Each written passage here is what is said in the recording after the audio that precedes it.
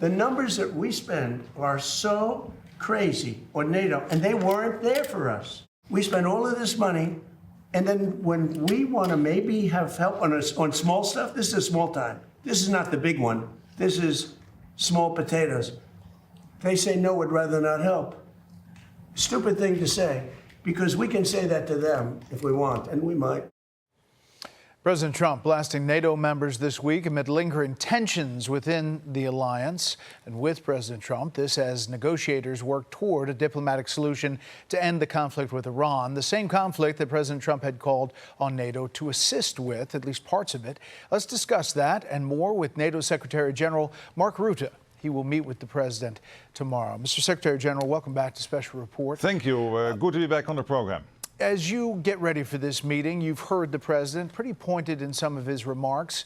What's your thoughts and what are you hoping to accomplish? Well, first of all, on Iran as such, let me just say that I think the president is doing exactly what is needed. Degrading Iran's nuclear capability. Could you imagine if Iran would get its hands on the nuclear weapon? This is an exporter of chaos. It is an exporter of terrorism. It would be devastating for the region, it would be devastating for the whole world. And if that moment would come where they would get their hands on that nuclear weapon, it is too late. We have seen it with North Korea. So I think the president is doing exactly what is necessary. I completely behind him on this. When it comes to NATO, I know there is disappointment. But let's also see these are isolated cases, because there is something more to say about this. Country after country, ally after ally after ally have made their bases available for Epic Fury. It means thousands, between 4,000 and 5,000 sorties.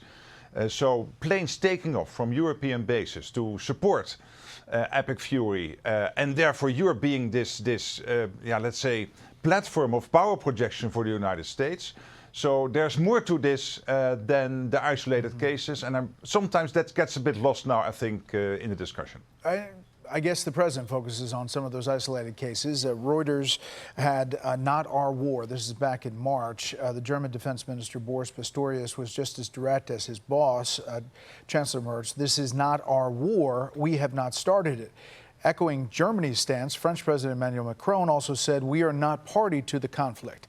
In Spain, Prime Minister Pedro Sanchez was quick to denounce the attacks on Iran as reckless and illegal and brushed off threats from Trump to cut trade with Spain if it did not allow jointly operated bases to be used for the war.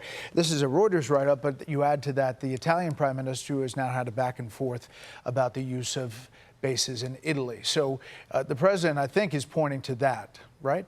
I think so, yes, you're right. And I totally understand the disappointment. But when you take, for example, Italy, 500 US planes took off from US bases in Italy to support Epic Fury. So this is massive. When you look at the whole of Europe, again, it's between 4,000 and 5,000. A country like Romania, its capital, Bucharest, they had to cut down on commercial air flights and airplanes because they had to use the airport for the tanker facility. So all this is taking place. But what I will do tomorrow in my discussion with the president is not only discuss this, we will also zoom out from this to this bigger picture of what he is doing for NATO. When you look at the numbers of the investments NATO countries are now making in their own defense, it is staggering. I cannot give you everything tonight because I have to keep something for till tomorrow and for the media tomorrow. But it is huge, and it is much more even than I thought when I started to prepare for this trip. So his success, starting with Trump 45 and now Trump 47, making the whole of the alliance stronger, making the US safer by investing in defense here, but also making his allies in NATO to invest more in their defense. It is immense, and the jobs coming from this in our defense industries on both sides of the Atlantic, both in Europe and in the United States, when you look at those numbers, I will reveal them tomorrow, these are also massive. So there is a big defense dividend in terms of jobs and economy coming from this, all thanks to his leadership. And feel free to release as much as you want tonight, Mr. Secretary General. But the Secretary of State, Marco Rubio, talking about keeping the Strait of Hormuz open and how important that is for countries around the world. Take a listen.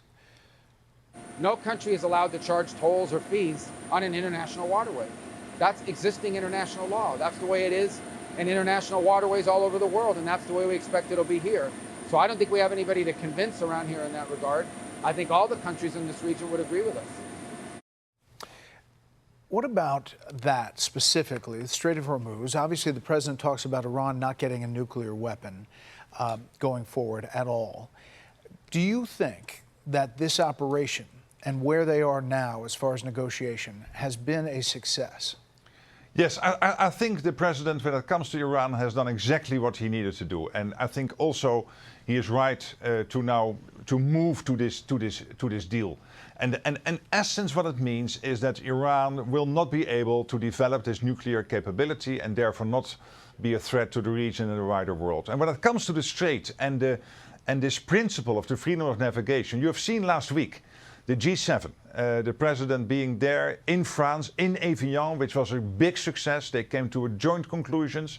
All the leaders supported him when it came to Iran. All the leaders there supported him when it came to this principle of the freedom of navigation. You see now massively European allies pre-positioning their assets close to the Strait, so to be able to help, for example, when it comes to demining. What you see here, Brett, is really the President of the United States not only being the President of the United States, he is more than that. He is also the leader of the free world. We will have in 2 weeks a summit in Ankara with the 32 allies plus 10 other nations. So in total 42 nations representing a combined economy of 70 trillion. That's 2.5 the size of the American economy, being led by this president as leader of the free world. They want to follow him on this, and I'm absolutely sure that where the G7 was a big success, also in Ankara we will see these 42 countries coming to joint conclusions. You've credited President Trump with helping to get funding up across the board. Your annual report shows a significant increase in defense investment from countries, 20% increase in defense spending compared to 2024. This is new data coming forward. For the first time, all allies, NATO allies, reported defense expenditure that met or exceeded the 2014 target of 2% of GDP. And as I said, you credited the president. The New York Times writes this about you. Mr. Rutte, who has been called the Trump whisperer, walks a delicate line. NATO needs him to have a close relationship with Mr. Trump. But that coziness has sometimes angered the very European leaders who expect him to placate and modulate Mr. Trump to preserve the alliance. What do you make of that? Well, you know, there will always be differences about style and how you do things. For me, it is simple. The president and I, we became friends when he was Trump 45 and when I was Prime Minister of the Netherlands. And we continued that friendship when he came back into office, and it was basically he won the elections a month after I took over from Jens Stoltenberg as NATO Secretary General. And I visited him in Mar-a-Lago in November 2024, and we said, hey, great to work together again. And we are doing that. And what I'm saying, telling my European colleagues is, and the Canadians, is when you look at the facts, when it comes to the jobs from the defense industry, when it comes to ramping up the defense industrial production, when it comes to ramping up defense spending, he is really encouraging everyone to do that. And the results are there. Look what he is doing tomorrow. I understand that he will be sitting with the big defense industrial companies in the United States. He has worked on the Defense Procurement Act to make it easier for companies to work together, to produce more, because we need to refill our stockpiles on both sides of the Atlantic.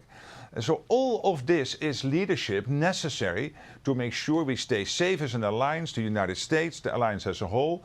And again, when we come to Ankara, even 10 more countries visiting. And this is the coalition he is leading of 42 nations against 4 others: China, North Korea, Iran, Russia, working together, facing this massive counterbalance of these 42 countries led by Donald J. Trump. You mentioned Ankara.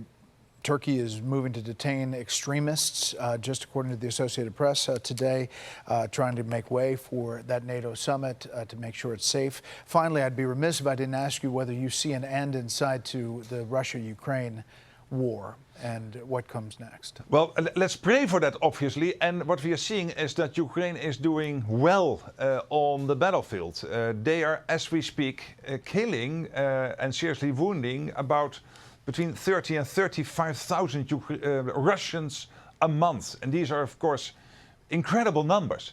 And this has a huge impact on Russia. We see the Russian economy doing badly at the moment. The Ukrainians being effective in hitting their energy infrastructure, particularly the oil refineries inside Russia, which of course support also in money-wise the war effort, because at this moment Putin is spending almost 50% of his state budget on defense. 3/4 of his tax income is spent on defense. And the Ukrainians are really doing well. So what we need here is for Putin to play ball, to come to the negotiating table. And again, here it is Donald Trump as president in February last year who broke the deadlock with Putin. Witkoff, Kushner, Marco Rubio, all working on getting this peace deal done. But it can only happen if indeed Putin is willing to come along and to work with the others to get this done. And so far, he has only repeated his maximalist demands. Mr. Secretary General, we appreciate your time. We'll look for the headlines out of that meeting tomorrow. Thank you. Be sure to like and subscribe for all the Fox News latest on YouTube and catch full shows streaming now on Fox One.